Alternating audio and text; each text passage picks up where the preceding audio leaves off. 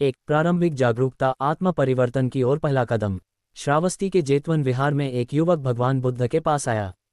उसका मन अशांत था, आर्थिक कठिनाइयों से जूझ रहा था और हर महीने अंत में वह खुद को असहाय महसूस करता था। उसने हाथ जोड़कर प्रश्न किया, भंते, मेरा जीवन कठिन होता जा रहा है। महीना पूरा होते होते मेरे पास कुछ नहीं बचता। मैं मानसिक और आर्थिक रूप से कमजोर पड़ जाता हूँ। कृपया कोई मार्ग दिखाए। बुद्ध ने शांत भाव से उसे देखा और बोले, युवक, जैसे एक किसान बीज बोकर नियमित देखभाल करता है, वैसे ही मनुष्य को भी सही आदतें अपनाकर अपना जीवन मजबूत बनाना चाहिए। अगर तुम इन 8 आदतों को अपनाओगे तो तुम्हारा मन और जीवन दोनों सुदृढ़ हो जाएंगे। युवक की आंखों में आशा की चमक आ गई। बुद्ध मुस्कुराए और बोले, आज मैं तुम्हें पहली आदत सिखाऊंगा। सही दृष्टिकोण, सम्यक दृष्टि अपनाओ। जिस प्रकार जल में गिरा बीज अंकुरित नहीं होता, वैसे ही भ्रमित दृष्टिकोण से सफलता नहीं मिलती। सही दृष्टिकोण यह है कि तुम अपने धन, समय और ऊर्जा का सही प्रयोग करो। जो केवल भोग विलास में व्यस्त रहता है, वह सदा दुर्बल बना रहता है। युवक ने सिर झुकाकर पूछा, भंते, सही दृष्टिकोण को कैसे अपनाया जाए? बुद्ध ने उत्तर दिया, अपने मासिक जीवन का एक लक्ष्य निर्धारित करो। आय और व्यय का संतुलन बनाओ। हर खर्च से पहले विचार करो कि यह आवश्यक है या मात्र इच्छा। युवक को मानो समाधान मिल गया। उसने प्रण लिया कि वह अपने धन और ऊर्जा को सही दिशा में लगाएगा। 2. अनुशासन, सफलता का द्वार। युवक ने भगवान बुद्ध के प्रथम उपदेश को समझा और उसे अपने जीवन में लागू करने का प्रयास किया। लेकिन कुछ ही दिनों में उसने अनुभव किया कि केवल सही दृष्टिकोण रखना पर्याप्त नहीं है। उसके मन में अब भी पुरानी आदतें हावी हो जाती थीं। वह फिर से जेतवन विहार पहुंचा और बुद्ध से बोला, भंते, मैंने सही दृष्टिकोण अपनाने का प्रयास किया, लेकिन मैं अपने पुराने स्वभाव के कारण बार बार असफल हो जाता हूँ।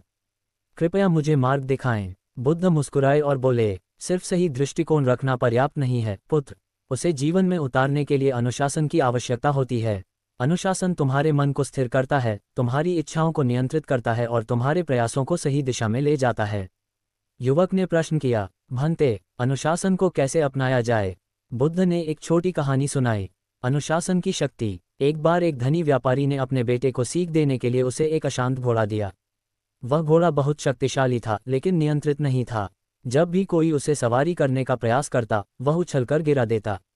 व्यापारी के पुत्र ने धैर्य से उस घोड़े को प्रशिक्षित करना शुरू किया। उसने रोज उसे सही समय पर भोजन देना, धीरे धीरे उसे लगाम का आदी बनाना और उचित दिशा में दौड़ाना सिखाया। महीनों की मेहनत के बाद घोड़ा पूरी तरह अनुशासित हो गया और अब वह जिस दिशा में भी जाना चाहता, घोड़ा वहीं चलता। बुद्ध ने युवक की ओर देखा और कहा, मन भी उसी घोड़े की तरह है। यदि उसे अनुशासन में नहीं रखा जाए तो वह तुम्हें गिरा देगा और गलत दिशा में दौड़ा देगा। लेकिन यदि तुम उसे रोज अनुशासित करोगे तो वह तुम्हें सफलता की ओर ले जाएगा। अनुशासन अपनाने के 3 उपाय। 1. नियमितता, अपने दैनिक कार्यों को एक समय सारिणी में बांधो और उसका पालन करो। 2. संयम, अपनी इच्छाओं और व्यर्थ के खर्चों पर नियंत्रण रखो। 3. दृढ़ संकल्प, यदि कोई कार्य आरंभ करो तो उसे अधूरा मत छोड़ो। युवक ने यह बात मन में बैठा ली और प्रण किया कि वह अनुशासन के मार्ग पर चलेगा। 3. संयम और धैर्य का महत्व। कई दिनों तक युवक ने अनुशासन के नियमों का पालन किया। उसने अपने दिनचर्या को व्यवस्थित किया, लेकिन भीतर एक अशांति बनी रही। अचानक मन में आवेग उठते, जिससे वह अपनी योजनाओं में अनावश्यक परिवर्तन कर देता था। कभी व्यापारिक निर्णयों में जल्दबाजी हो जाती, तो कभी छोटी छोटी विफलताओं से वह निराश हो जाता। एक शाम, सूर्यास्त के सुनहरे प्रकाश में, युवक पुनः जेतवन विहार पहुंचा। उसने भगवान बुद्ध के चरणों में बैठकर विनम्रतापूर्वक कहा, भंते, मैंने अनुशासन का अभ्यास अवश्य किया है, परंतु मेरे मन में संयम और धैर्य की कमी दिखाई देती है। छोटी छोटी कठिनाइयों पर मेरा मन जल्दी बेचैन हो जाता है। कृपया बताइए कि मैं संयम और धैर्य की कला को कैसे आत्मसात करूं। बुद्ध ने उसकी ओर कोमल दृष्टि से देखा और मधुर स्वर में बोले, युवक, संयम वह शक्ति है जो तुम्हें अनावश्यक आवेगों से ऊपर उठाने में मदद करती है, और धैर्य वह गुण है जो तुम्हें समय की परीक्षा में सफलता प्रदान करता है। संयम और धैर्य 2 ऐसे स्तंभ हैं जिनके बिना आत्मनियंत्रण और आंतरिक संतुलन अधूरा रहता है। बुद्ध ने फिर एक कहानी सुनाने का निर्णय किया, जिससे युवक को ये गहरा ज्ञान मिल सके। कहानी, धीरज की नदी। बहुत समय पहले एक छोटी सी नदी थी जो ऊंचे पर्वतों से निकलकर विस्तृत मैदानों में फैल गई। शुरुआत में नदी की जलधारा तीव्र और उग्र थी, पत्थरों से टकराती, अपने मार्ग में आने वाली बाधाओं से झगड़ती। परंतु समय के साथ वह नदी अपनी गति को कम करते हुए शांत और स्थिर प्रवाह अपनाने लगी। हर पत्थर, हर अवरोध को उसने अपने संयम और धैर्य के साथ अपनाया। नदी ने न तो तुरंत अपना मार्ग बदलने का प्रयास किया, न ही अपने प्रवाह को तेज कर दिया। बल्कि धीरे धीरे उन अवरोधों को अपनाते हुए उसने अपनी राह बनाई। जैसे पत्थरों पर जमा पानी के निशान धीरे धीरे मिट जाते हैं, वैसे ही समय के साथ नदी का उग्र रूप शांति में परिवर्तित हो जाता है। बुद्ध ने युवक की ओर देखते हुए कहा, युवक, तुम्हारा मन भी उस नदी के समान है। यदि तुम अपने मन में उठते आवेगों की तीव्र धारा में बह जाने दोगे तो अपनी दिशा खो दोगे। लेकिन यदि तुम संयम और धैर्य के साथ हर चुनौती का सामना करोगे तो समय के साथ तुम्हारा मन भी स्थिर और शांत हो जाएगा। युवक ने गहराई से सोचा और पूछा, भंते, मैं अपने मन में संयम कैसे उत्पन्न करूं? जब भी कोई अप्रत्याशित परिस्थिति आती है, मेरा मन तुरंत बेचैन हो जाता है। बुद्ध ने मुस्कान के साथ उत्तर दिया, प्रत्येक दिन कुछ समय आत्मचिंतन में बिताओ। ध्यान के साधन का अभ्यास करो, गहरी सांस लेकर अपने मन की हलचल को महसूस करो और उसे शांत होने दो। जब तुम अपने भीतर झांकोगे तो तुम्हें समझ में आएगा कि संयम और धैर्य स्वाभाविक रूप से विकसित होते हैं। जैसे विद्वान पुस्तक के पन्नों को धीरे धीरे पलटता है, वैसे ही तुम भी अपने विचारों को क्रमबद्ध करो। बुद्ध ने कुछ सरल ध्यान विधियां सुझाईं। 1. श्वास पर ध्यान। आरामदायक स्थिति में बैठकर गहरी सांसें लें और प्रत्येक सांस के साथ अपने मन की अशांति को दूर करें। 2. मौन ध्यान। प्रतिदिन कुछ मिनट मौन बैठकर अपने विचारों और भावनाओं को सहजता से देखना सीखें। 3. संकल्प अभ्यास। हर सुबह ये प्रण लें कि दिन भर संयम बनाए रखेंगे और जल्दबाजी से बचेंगे। युवक ने इन उपदेशों को ध्यान से सुना और अपने भीतर एक नवीन ऊर्जा का संचार महसूस किया। उसने प्रण किया कि वह अपने आंतरिक आवेगों को समझेगा और हर परिस्थिति में संयमपूर्वक निर्णय लेगा। उस दिन से जब भी वह व्यापार या जीवन की किसी चुनौती का सामना करता तो वह गहरी सांस लेकर अपने विचारों को शांत करता। कभी कभी कठिनाइयों के बीच भी उसने अपने मन को स्थिर रखने का अभ्यास किया। धीरे धीरे उसने देखा कि संयम और धैर्य का अभ्यास उसके भीतर स्थिरता और आत्मविश्वास को बढ़ा रहा है। बुद्ध ने मुस्कान के साथ कहा, याद रखो, संयम और धैर्य एक दिन में नहीं आते। ये छोटे छोटे प्रयासों से विकसित होते हैं। हर अनुभव, चाहे वह सुखद हो या चुनौतीपूर्ण, तुम्हें इन गुणों की ओर अग्रसर करता है।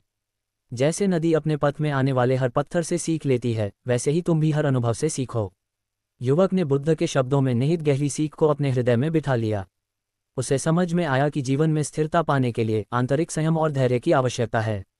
उसने तय किया कि वह अपने भीतर की अशांति को समझकर संयमपूर्वक और धैर्य के साथ हर परिस्थिति का सामना करेगा।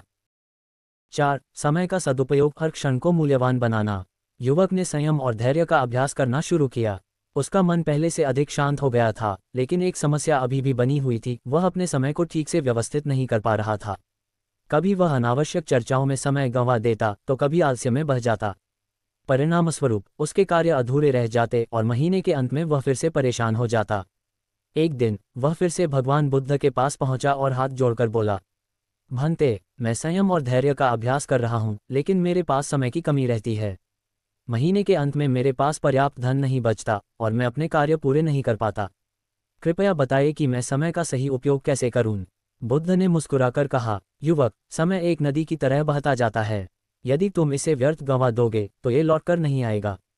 जो समय का सही उपयोग करना सीख लेता है, वह जीवन में हर प्रकार की समृद्धि प्राप्त कर सकता है। इसके बाद बुद्ध ने एक प्रेरक कथा सुनाई। कहानी, समय की कद्र करने वाला व्यापारी।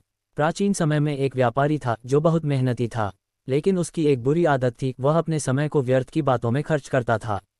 वह हर रोज देर से उठता, दोस्तों के साथ घंटों गप्पे लगाता और अपने व्यापार की योजनाएं टालता रहता। एक दिन एक बुद्धिमान संत उसके नगर में आए। व्यापारी ने उनसे पूछा, महात्मन, मैं कड़ी मेहनत करता हूँ, फिर भी मेरी आमदनी नहीं बढ़ रही। मेरा व्यापार ठहर गया है, कृपया मार्गदर्शन दें। संत ने मुस्कुराकर उत्तर दिया, पुत्र, तुम्हारी समस्या मेहनत की कमी नहीं, बल्कि समय के गलत उपयोग की है। जो व्यक्ति अपने हर क्षण को बुद्धिमानी से प्रयोग करता है, वही सच्ची उन्नति करता है। संत ने व्यापारी को एक छोटा सा प्रयोग करने को कहा। आज से हर सुबह उठकर अपने पूरे दिन की योजना बनाओ। सबसे महत्वपूर्ण कार्य पहले पूरे करो। अनावश्यक चीजों में समय मत गंवाओ। देखना, कुछ ही दिनों में तुम्हारा जीवन बदल जाएगा।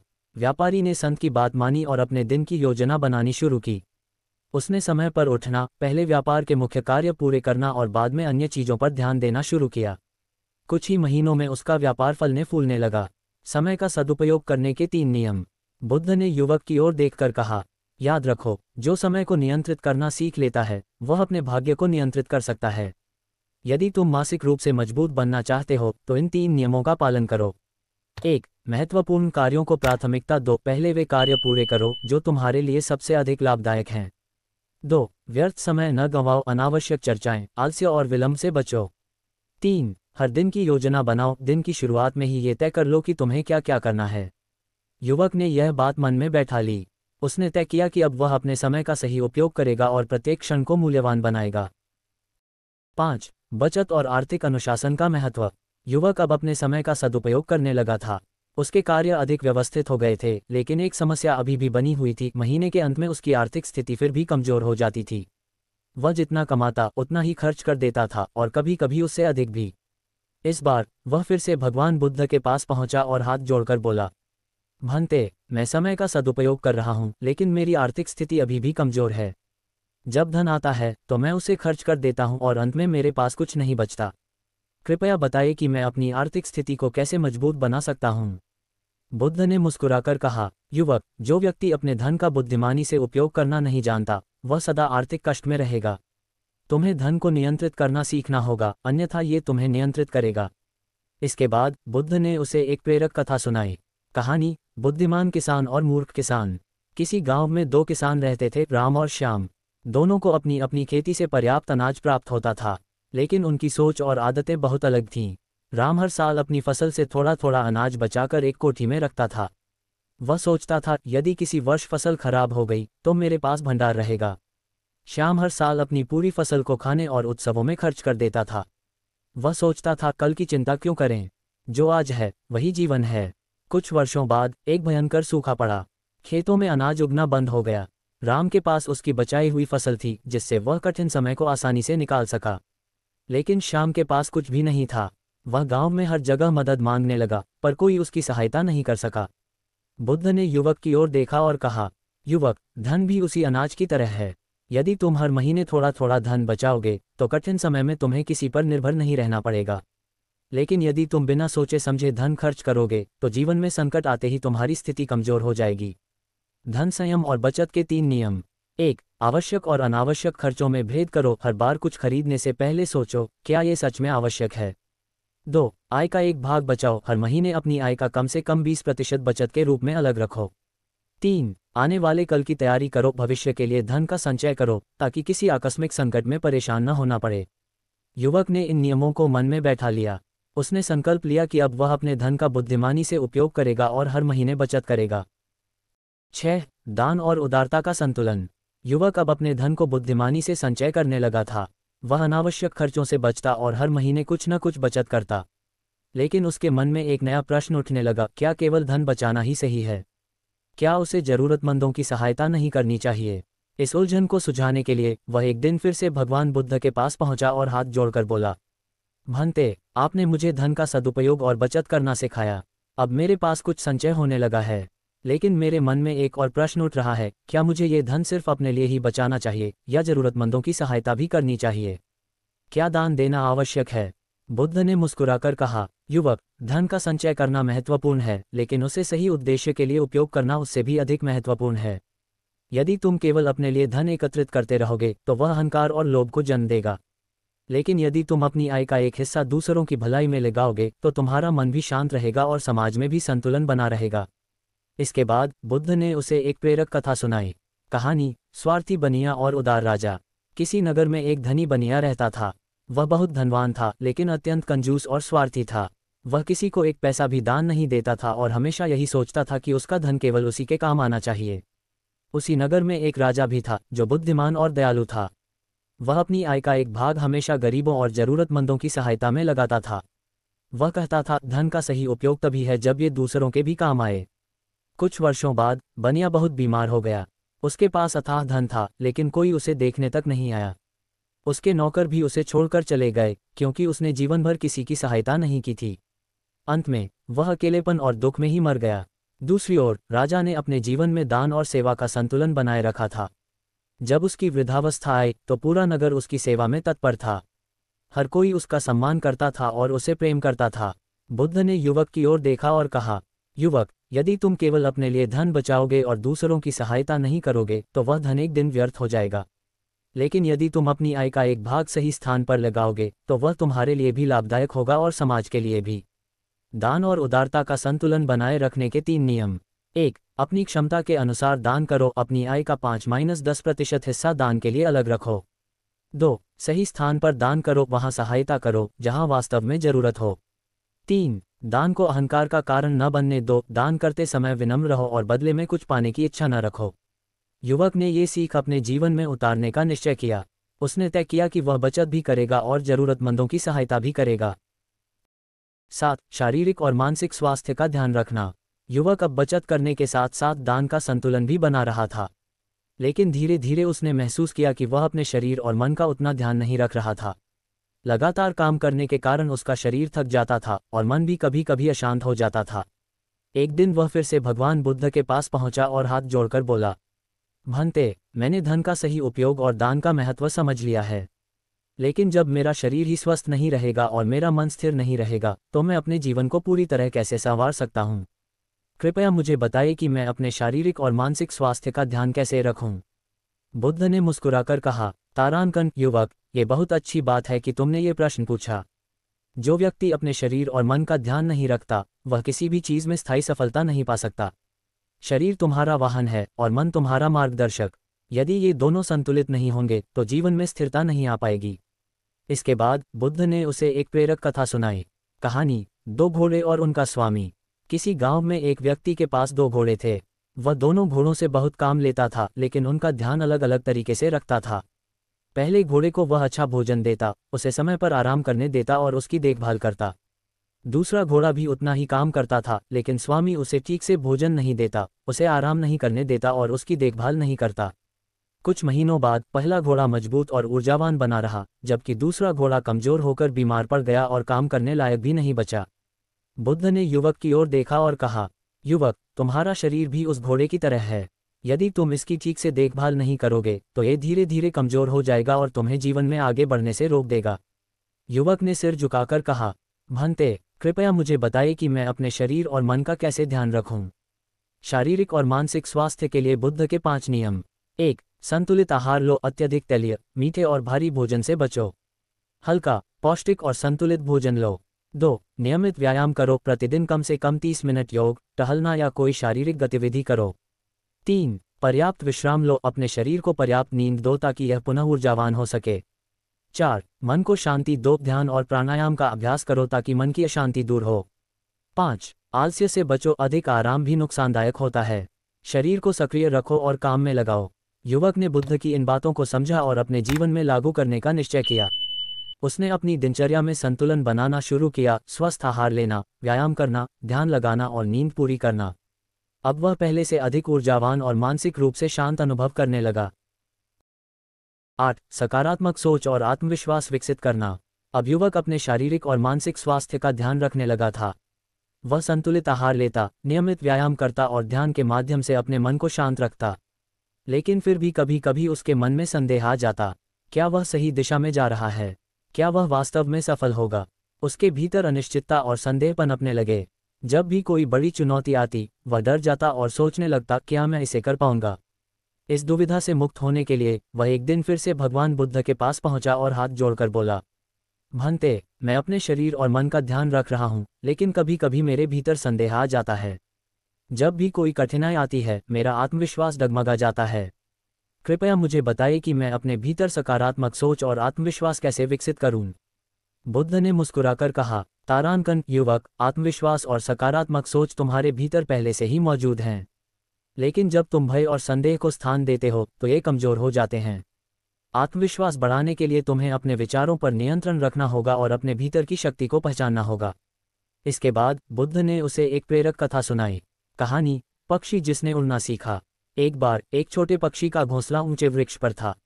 जब वह छोटा था तो उसकी माँ उसे भोजन लाकर खिलाती थी, लेकिन जैसे जैसे वह बड़ा हुआ माँ ने उसे उड़ने के लिए प्रेरित किया। पक्षी ने अपने पंखों को देखा और घबराया, मैं इतनी ऊंचाई से गिर जाऊंगा, मैं उड़ नहीं सकता। माँ मुस्कुराई और बोली, जब तक तुम प्रयास नहीं करोगे तब तक तुम्हें अपनी शक्ति का एहसास नहीं होगा। पहले तो पक्षी हिचकिचाया, लेकिन फिर उसने साहस जुटाया और अपने पंख फैलाए। पहले प्रयास में वह थोड़ा गिरा, लेकिन उसने हार नहीं मानी। धीरे धीरे उसने उड़ना सीख लिया और एक दिन वह आकाश में स्वतंत्र रूप से उड़ने लगा। बुद्ध ने युवक की ओर देखा और कहा, तारानकन युवक, तुम्हारा आत्मविश्वास भी उसी पक्षी की तरह है। जब तक तुम अपनी क्षमता पर विश्वास नहीं करोगे और प्रयास नहीं करोगे तब तक तुम अपनी असली शक्ति को नहीं पहचान पाओगे।